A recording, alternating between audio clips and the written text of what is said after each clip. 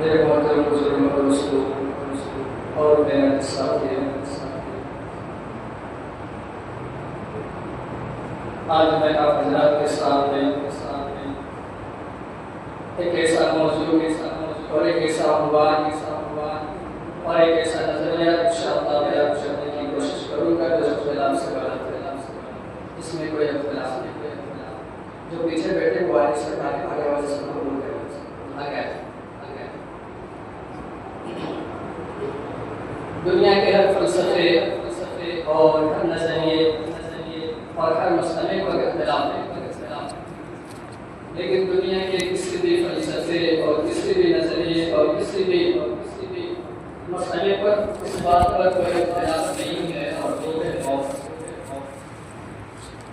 آپ ساری دنیا کا جائزہ لیں، ساری دنیا کو گھوم کر آئیں،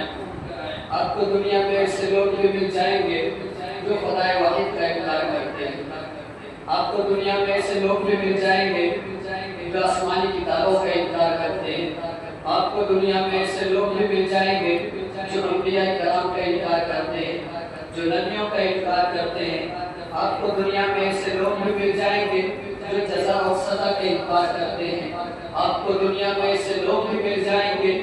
جو قبر، حشر، جنت اور دوزخ کا انکار کرتے ہیں، مگر آپ کو دنیا میں کوئی بھی ایسا شخص نہیں ملے گا اس چیز کا انکار کرتا ہو، اور وہ کیا ہے؟ وہ ہے موت۔ موت کا کوئی شخص انکار نہیں کر سکتا، چاہے وہ کہیں کا بھی رہنے والا ہو اور کسی بھی مذہب سے تعلق رکھنے والا ہو، وہ موت کا انکار نہیں کر سکتا۔ ہاں، دنیا میں کوئی بھی ایسا شخص نہیں ہے جو کہتا ہو مجھے موت نہیں آتی، چاہے وہ مسلم ہو یا وہ مسلمان ہو، دنیا کا کوئی بھی کونا میں رہنے والا ہو، چاہے وہ زمین پر رہنے والا ہو یا پھر آسمان میں رہنے والا ہو، کوئی نہیں کہہ سکتا کہ مجھے موت نہیں آئے گی۔ سب کو یقین ہے کہ مجھے ایک دن مرنا ہے، اور سب کو اس بات پر یقین ہے، سب کو اس بات پر یقین ہے کہ موت نہ تو فرعون جیسے متکبر کو چھوڑتی ہے اور نہ موسیٰ جیسے کلیم اللہ کو بخشتی ہے، اور سب سے کو اس بات پر یقین ہے کہ موت نہ تو نمرود جیسے مردود کو بخشتی ہے اور نہ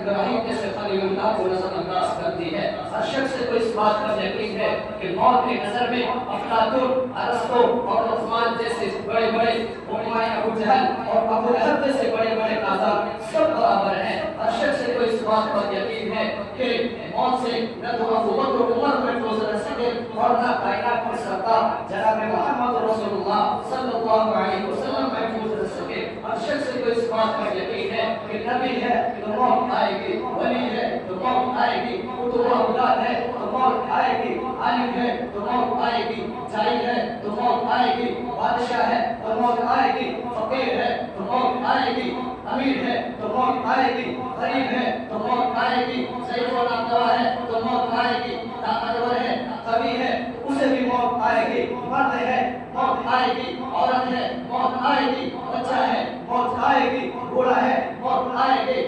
دنیا میں رہنے والا ہے تو موت آئے گی، چاہے وہ گھاس پھوس کے جھوپڑیوں میں رہنے والا کیوں نہ ہو، چاہے وہ بڑے بڑے محلوں میں رہنے والا کیوں نہ ہو، سب کو موت ہے۔ کوئی بھی جانور اور کوئی بھی مخلوق موت سے بچنے والا نہیں ہے۔ مسند اعلیٰ کی حدیث میں آتا ہے کہ جب سب لوگ مر جائیں گے تو ملک الموت اللہ تبارک و تعالیٰ کی بارگاہ میں حاضر ہوگا اور عرض کرے گا پروردگار زمین و آسمان کے سب لوگ مر گئے، تمام لوگ مر گئے سوائے ان کے جن کو آپ نے نہیں چاہا۔ تو اللہ کہے گا،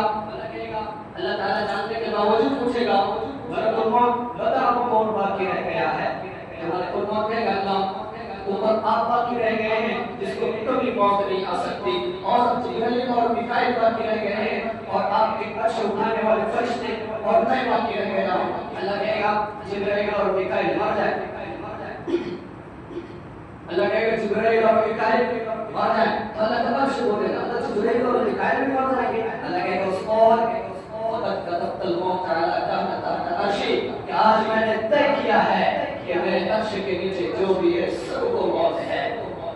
جبرائیل اور میکائیل بھی مر جائیں گے، پھر دوبارہ ملک الموت اللہ کے بارگاہ میں حاضر ہوگا اور ہم سے کہے گا کہ پروردگار جبرائیل اور میکائیل بھی مر گئے، تو اللہ کہے گا وہ کون باقی ہے؟ کہ اللہ آپ کا عرش، اللہ آپ باقی ہیں جس کو کبھی موت نہیں آئے گی، اور آپ کا عرش اٹھانے والے فرشتے اور میں باقی رہ گیا. اللہ نے عرش کو اٹھانے والے